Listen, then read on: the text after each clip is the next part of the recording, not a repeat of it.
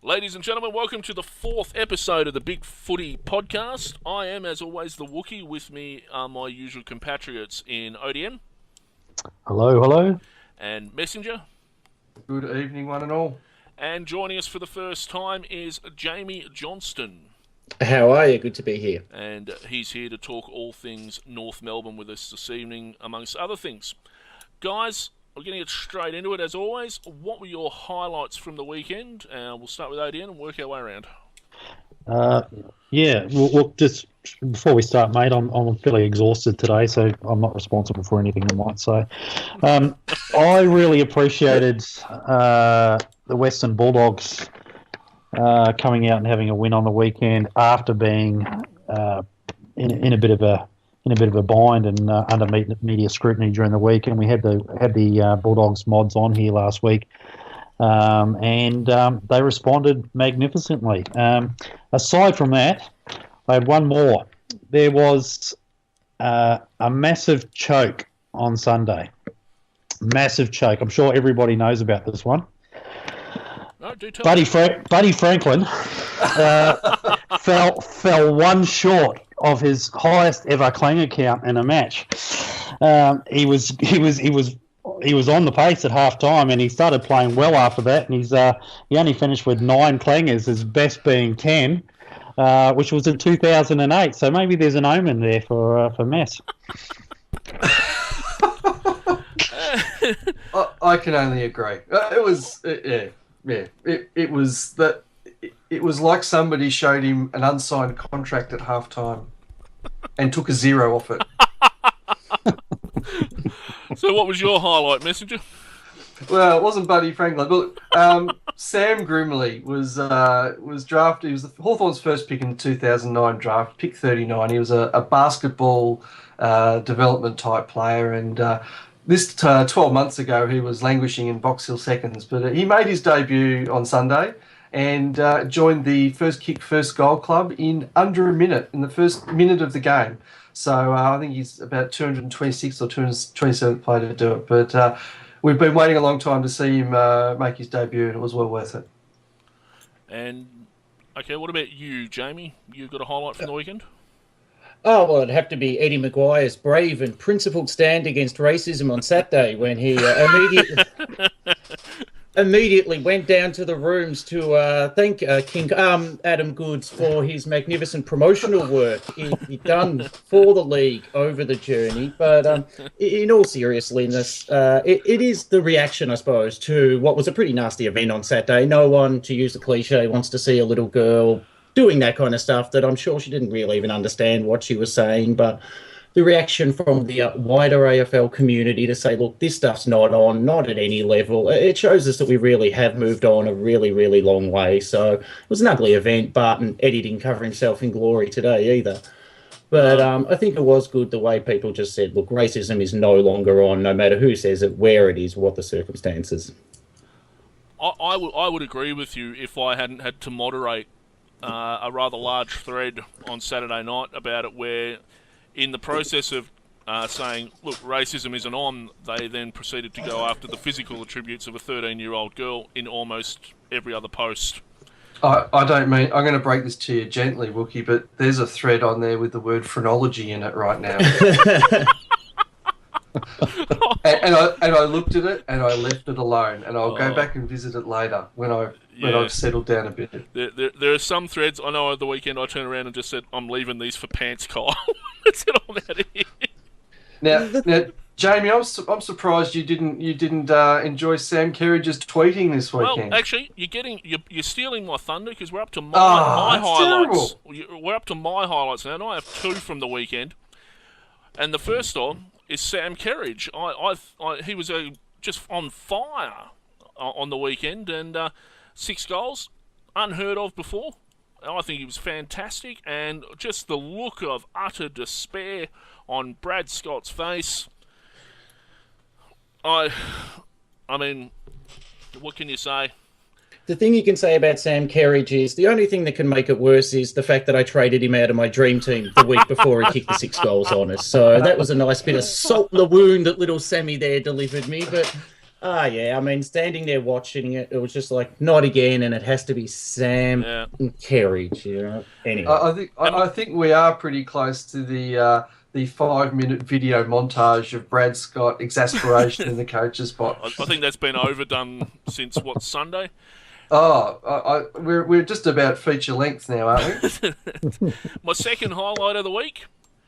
Well, it would have been my second. Well, it was my second highlight of the week. Was picturing the look on Messenger's face up until about halfway through the third quarter of the game against Gold Coast on the weekend, and just thinking, I remember him saying that if they lost, he was going to check himself into an asylum.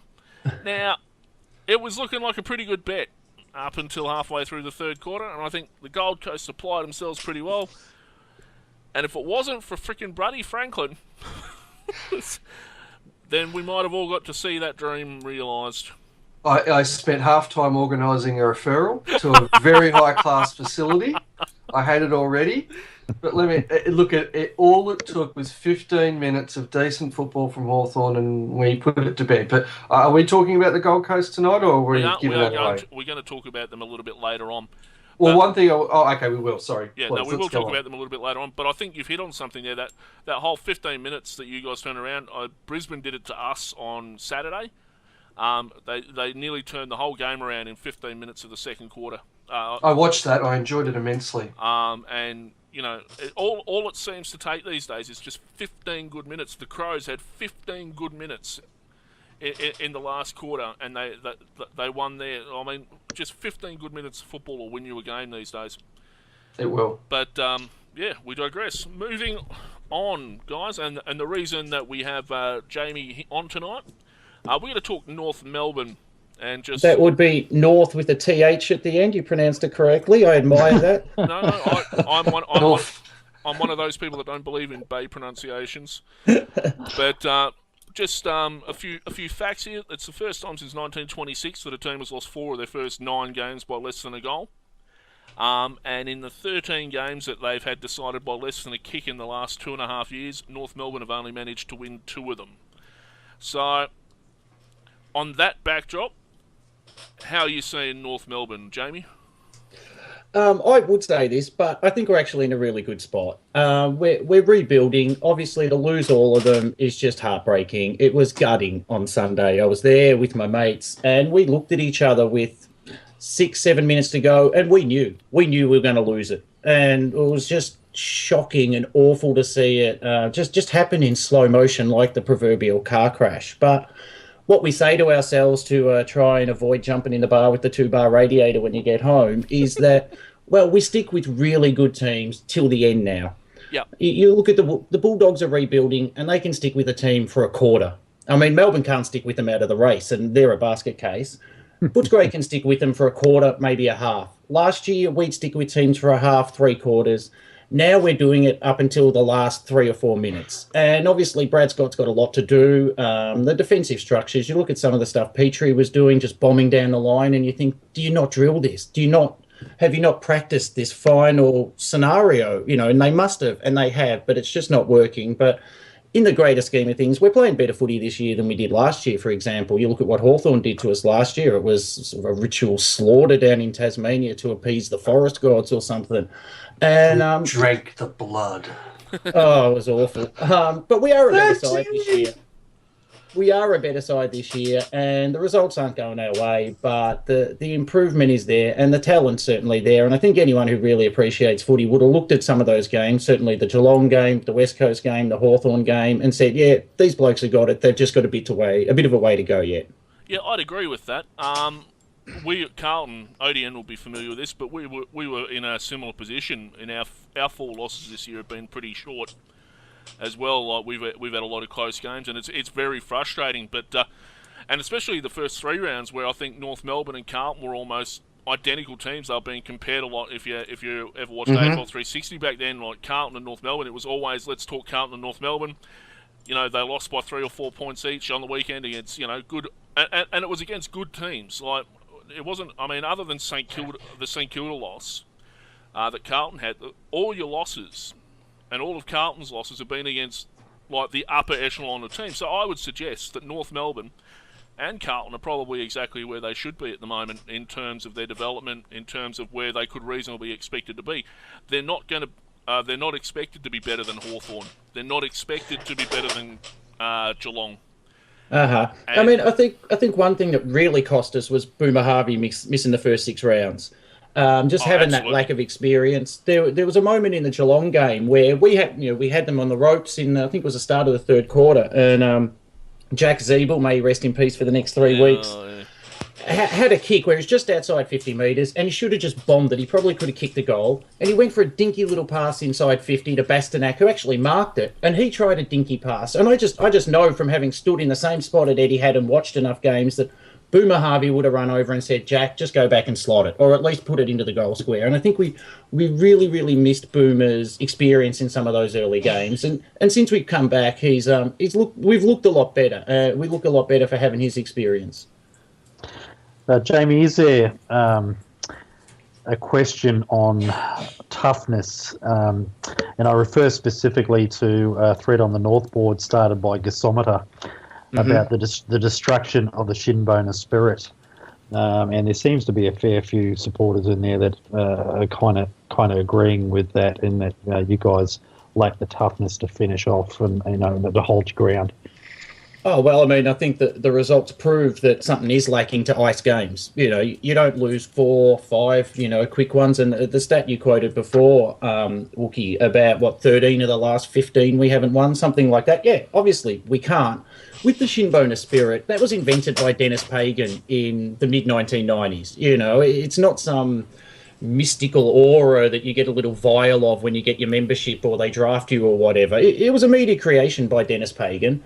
And Brad Scott, when he came in, said, look, what I'm sick and tired of is North being considered this, unfashionable team of plotters that grinds out wins because of the shin bone of spirit. I want to change that. I want to be a team that plays good, hard attacking, high scoring footy, and they win under their own right, not under the aegis of some, shin bone of spirit thing. So I think the shin bone of spirit thing is overplayed. It never really existed. So that's one thing. But at the end of the day, we've got to win these games. When we were a good side in the 1990s, we won those games that we probably shouldn't have. And Geelong shouldn't have beaten us, but they did because they were the better side when it counted. Hawthorn shouldn't have beat us, but they did because they were the better side when it counted. And that's what we've got to learn to do. And I think the only way you get that is by getting games into the young blokes. It's just the way the footy is now. Brendan McCartney said the other week that you need 7 years in the system before you can consider yourself an AFL player. I think that's right. You've got to be 24, 25 before you're physically mature enough, you've got the experience to really grind out those wins. Jamie, despite what could have been and what should have been, North Melbourne find themselves at 3 and 6, and the draw, particularly late in the season, is not kind. And although you've probably got the easiest run in the next 4 or 5 weeks, you've got a very, very tough run home. At 3-6, you probably need 9 of your last 13 to make the 8. What do you see your prospects as from here? Yeah, I mean, there's no denying that. But, this time last year, we needed to win 9 of our last 13 to make the finals, and I think we won 10 in a row. So the draw's tough. We've got Geelong again on a Friday night. We beat Geelong last year. We had it over Geelong at Etihad this year. Do I see that as put an X against it? No, of course not. That's very winnable. The ones I'd be worried about, Gold Coast to Gold Coast. That's not an easy game anymore. You can't just mark that as a win. The draw, there's a long way to go. On paper, it's not great. Hawthorn, you'd probably wipe off. Freo, geez, if we win that one, we're doing well. But anything can happen. And as I said, we were at this point last year and we did it. So I've got a lot of faith in them. I'm not saying we definitely will play finals, but to rule it out, as many of the cackling vultures of Bigfooty are doing now, I think may come back and bite some of them on the bum. And just for the listeners there, just a bit of context, the last 5 rounds for North Melbourne are Geelong, Adelaide at Amy Stadium, Essendon, Hawthorn and Collingwood. Oh, will Essendon be getting a run, will they? Or should we just put that one in the win column? Well, I'm happy to address that subject at length as well, if anyone cares. Yeah. Oh, I couldn't possibly think you'd have an opinion on that at all, Jamie. But really, I guess what I'm getting at is that you'll need to have almost set yourself up by round 19 to because you won't have a lot of margin for error by that stage. I guess that.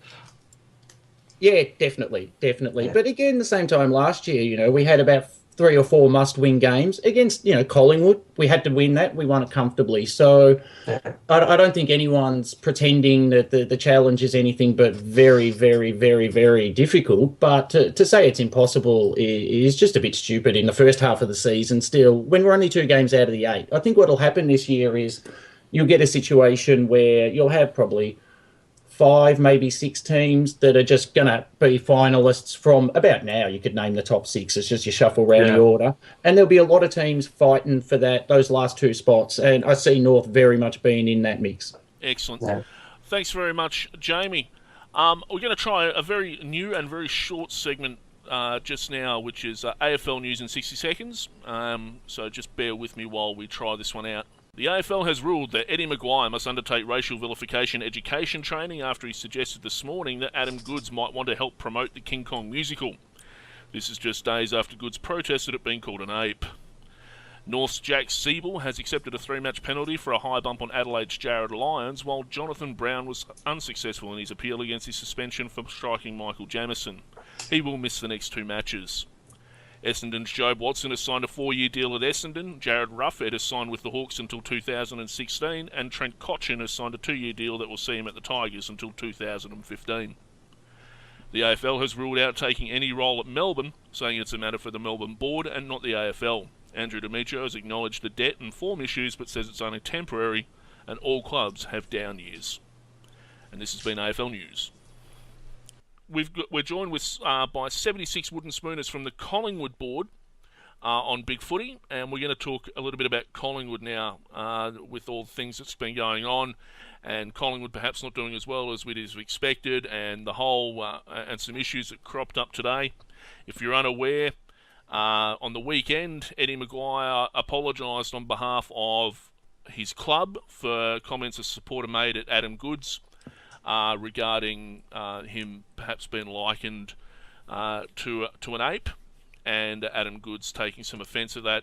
Eddie Maguire apologised, and and then the girl apologised, and everyone thought it was all hunky-dory from there.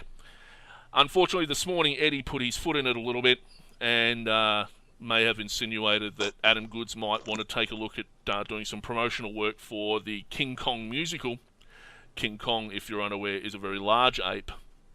And so perhaps not the best of things to do, and set off something of a fuss, as Chief would say. And so here we are. So welcome aboard, 76 Wooden Spooners. You're joining a very exclusive club. Thanks, fellas. Thanks. And if I can just give you an update on that, a few things have happened since then. So Eddie's meeting with the board on Thursday, and he's come out and said, look, he'll happily stand down if the board asks him to. So I think that's probably the best thing that could have happened out of all of this. His performance at the press conference today. Look, Eddie did what Eddie did. He came out on the offensive in the sense that he was contrite.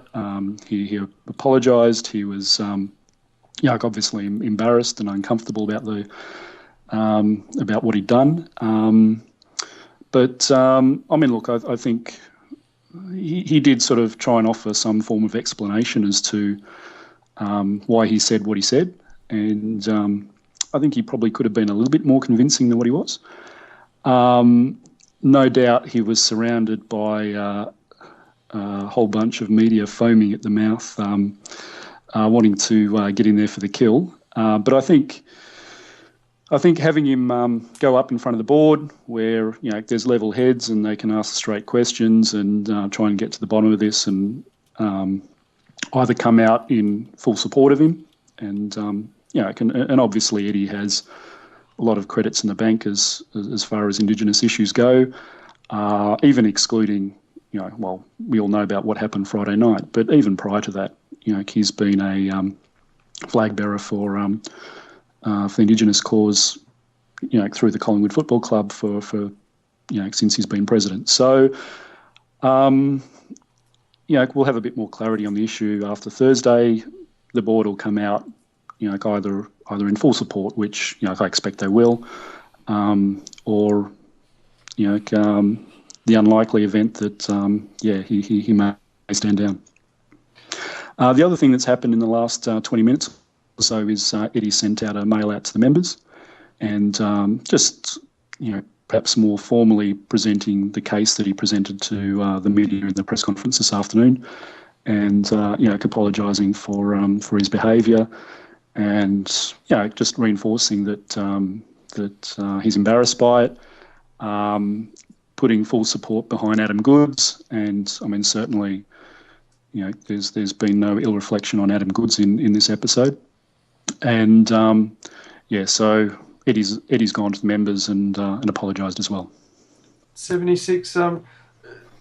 Watching AFL 360 tonight, I don't know if you caught it, but I'm not sure the media really know how to handle Eddie on this one. I think to some extent they're pulling their punches a little. Gerard Whateley's probably the exception. He flat out asked him if he should resign as president, and Eddie said he would take it to the board, but it said informally that members of the board had said to him that they would stick by him, which is consistent with what you're saying. But I think Robbo really felt like he couldn't step into him at all, and I find that the media trying to handle one of their own, and after all, Eddie is still one of their own, is going to be fascinating to watch. In contrast, the interview with Richie Collis and John Longmire, the Swans are not having any of this at all. They are absolutely livid about this. I don't think they're willing to accept an apology at all. Well, Good certainly isn't. Richie Collis was scathing. He was scathing. It didn't help Eddie's cause that in the morning before this broke, he'd had a big article in the paper having an absolute go at Sydney for their cost of living allowance. So I don't think there was any love lost there. Fuel on the fire. All right, so Collingwood, perhaps not having the best start to the season, 76. No, we're not doing too well at the moment. We're 5-4, and it's not just 5-4, but when we win, we just scrape through, and when we lose, we get walloped. So I think probably the main story this season so far has been our injury woes. We're missing a lot of players that we thought we'd have this season. With our best and fairest last year, Dane Beams, he pulled out the last minute round one, and we haven't seen him since. There's been a whole bunch of injuries, so we've obviously lost Tuvey for the season with an ACL. We've lost. If I go through the new players that we took on at the start of the season, so we traded in a few, we drafted a bunch, and then there was a bunch of rookies. So the trades were Young, Russell, and Hudson, and Young has been out injured. Russell has been serviceable. We're not like serviceable. And Hudson has come in for a few games when Jolly's been injured, and he did well for a couple, and kind of tapered off there. We've got a bit of a problem with ruckman at Collingwood at the moment. We've got a couple of aging ruckmen, and we've got a couple of very new ones, and we kind of need some in the middle. Well, as it so happens, Matt, we've got a ruckman you can have. Which one are you handing over, the model botherer or the lamppost? The lamppost. We've got a guy who will save you money on football boots because he only uses a pair every 5 years because he doesn't run anywhere. But he's very handy at centre bounces, apparently. So he can jump, can he? Well, no, he's just very tall. Oh, yeah. And you'll feel very safe walking back to your car. He can't jump. He can't jump. He can't run. He can't do anything. And he's injured half the time. But he can do centre bounce stuff. Apparently, that's what my people are telling me. Yeah. Okay. We'll pass. Thanks. Damn it. And we. Look, I think Collingwood did pretty well at the draft last year, but Didn't you 3 of draft a our 4. ruckman there? We did. Wasn't he the best thing since sliced bread, and you got a super steal at number 18? He's the one, but he would have been if he's not injured. He came back last week and played his first game ever in the VFL, so it'll be a while before he's tearing up the AFL. Is that Big men take time. Yeah. We've had one fella, Broomhead, who's would have shown a lot of promise. He got struck down with glandular fever, so we lost him for a while. He came back last week. Well, he came into the side last week as well, and by all accounts, he's done pretty well. Ramsey's been out with an injury as well. So the only one of our draftees that we've had available this season has been Kennedy. So Collingwood have been, by and large, relying on their rookie list. We've had, I think, if I count here, 5 players off the rookie list who, if you include Hudson, who have been playing in the team. And there's every chance that that'll be a 6th player with Martin expected to be selected this week. He had a cracker in the VFL, and he's been doing really well in the VFL this season. So you don't see it as a coaching issue, your performance this year? Look, I think Buckley doesn't really has very limited resources to work with. My tears for Collingwood and their limited resources. I'm sure it must be hell for poor Nathan. He's mop his own floor, does he? You know? Wash the jumpers, does he? Oh, that is the funniest outburst in this podcast yet. One chauffeur. The golden football hurt his foot. So 76. What Wookie means is, do you miss Mick? Do you want him no, back? is the short answer. I mean, look, back in 2009, Collingwood put forward a 5-year plan, and that was 5 years of Nathan Buckley and 5 years with Mick Malthouse. Mick Malthouse being the senior coach for 2 years, and then Buckley taking over for 3 years. Now that 5-year plan will end at the end of next year, the end of 2014, and I mean, I think we can already sit down and objectively look at that 5-year plan and say it's been a success. We got a premiership out of it. We got a premiership in the first season. We obviously came pretty close, which is the story of being a Collingwood supporter, in 2011. And I think expectations have been pretty high that that Buckley would inherited obviously a very successful team, and that he would build on that success, and that just hasn't eventuated as as you say, we're 10th on the table, and some serious questions hanging over the team. So we've got perhaps one saving grace is that we've got a reasonably good draw coming up in the next 3-4 rounds. So hopefully we can make up some ground on those above us. Oh, good luck with that. No, I mean, you reek of sincerity. Well, as Carlton people, look, the story you're telling though, it's like the coach has limited resources. You have a lot of injuries. Ironically, it's a situation that Carlton found himself in last year. And one of the many things we got from Collingwood supporters all year was, "Oh, poor you with your injuries." So I'm a little less than sympathetic. And ironically, our solution was to dump our coach and get Mick in. So doesn't Jamie, do you feel any more sympathy for the Carlton Sooks as the Collingwood Sooks? Oh, it's just washing over me, I love the Carlton people, the way they tried to buy us, John Elliott. There's a large reservoir of goodwill there. Living in the past. We even let you... Living in the past. We even gave you a flag in 99. Just on the injury situation that, I mean, look, it's... we've had 5 ACLs since Buckley's taken over. Six serious knee injuries. We've had, last count it was 4 shoulders.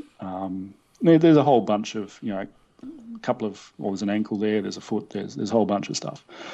I think, look, this stuff happens. Injuries are really bad luck, but, I think questions do need to be asked. Look, it's been black and white, day and night contrasts. Our injury situation pre-Buckley, and and what it is now under Buckley, and obviously bad luck is a part of that, but just this much bad luck, you really have to, and I hope the club is asking questions about, is there something they could be doing to prevent this? Are we, is the club doing what they can to, manage this injury situation? I'm not convinced that, this is completely out of the control. So, when I blame, the performance this season on the injury situation, I'm not totally saying that, it's out of the club's control, because I think, perhaps there might be a few things there that, perhaps the club can look at. We don't know. One thing I'd be interested in, 76, is you talk about things that are within the club's control and what's not. And you look at 2009, 2010, Collingwood looked set for a dynasty. And then you had, obviously, the Buckley, Mick Malthouse handover, which was certainly to the outsider a disaster. I mean, it upset what was a perfectly good arrangement there with Mick. And then you had the Travis Cloke contract saga that went on. And again, to the outsider, and I might be wrong, that seemed to destabilise the club. And then you had Daisy Thomas again and Dane Swan and all these kind of things.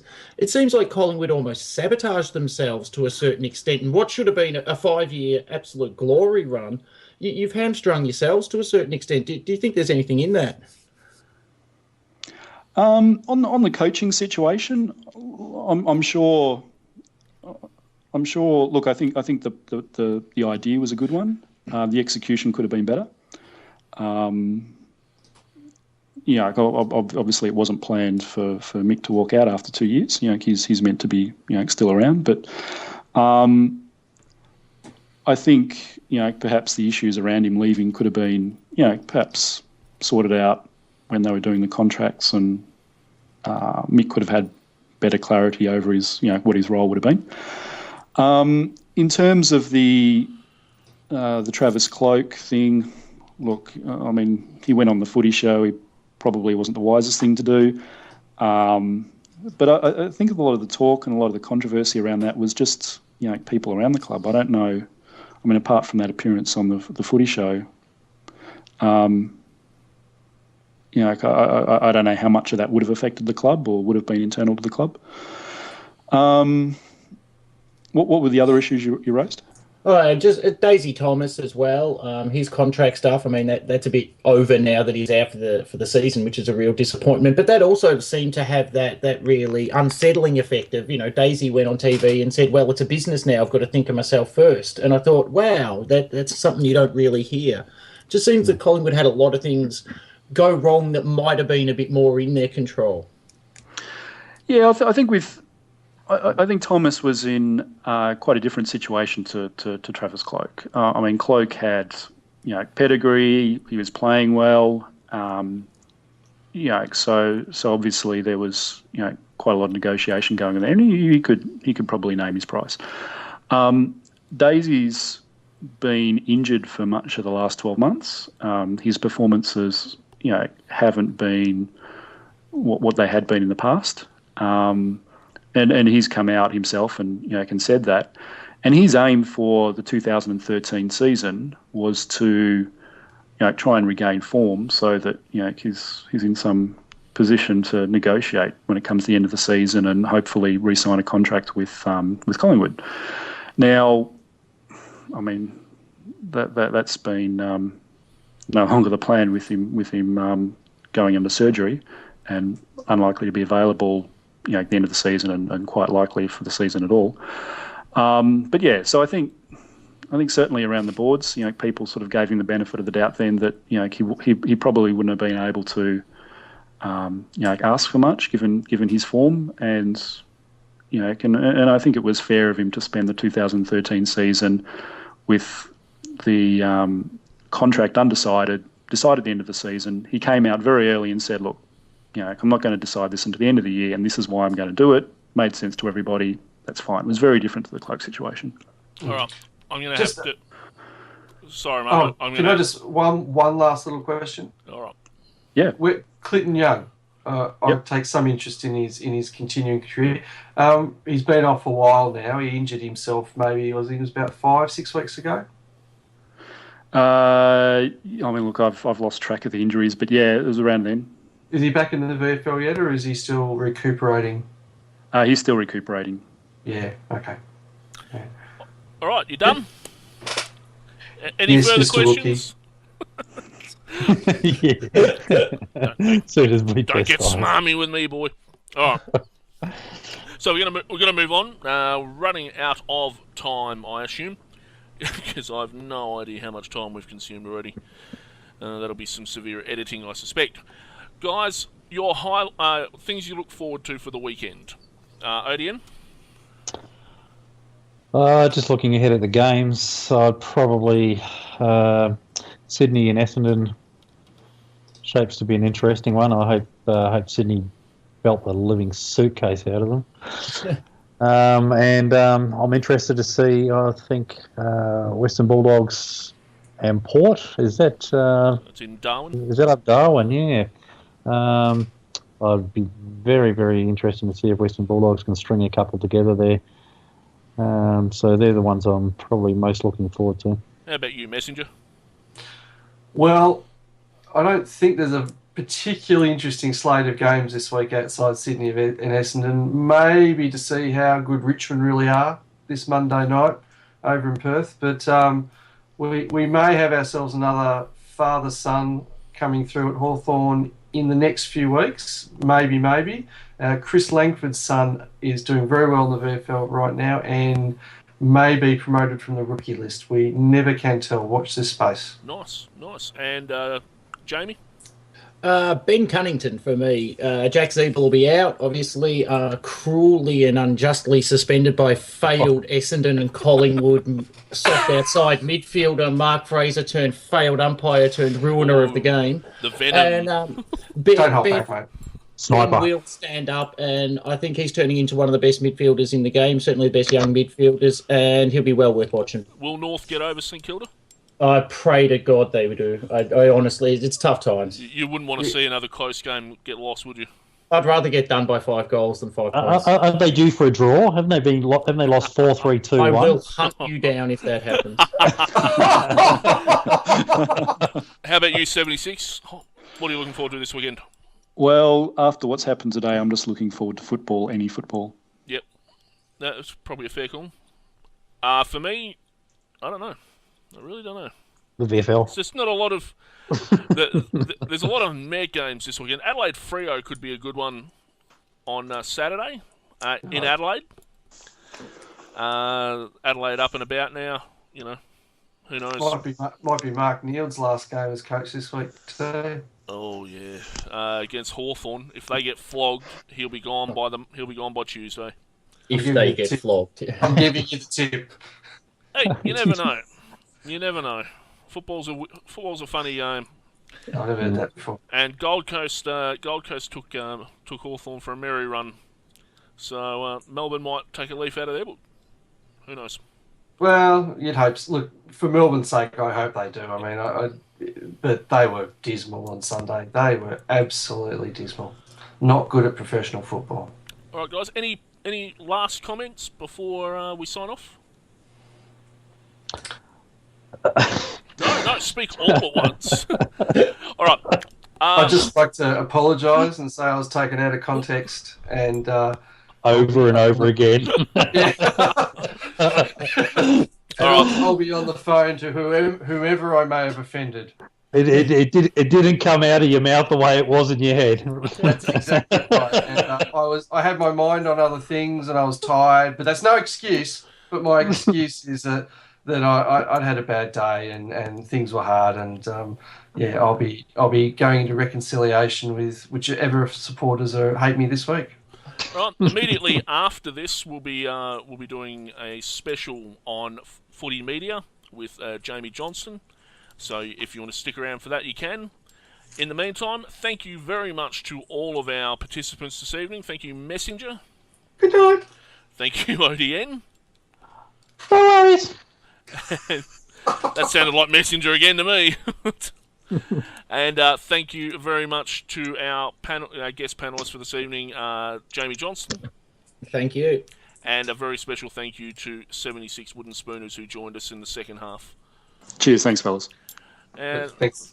thank you for me, and we'll see you on the forums.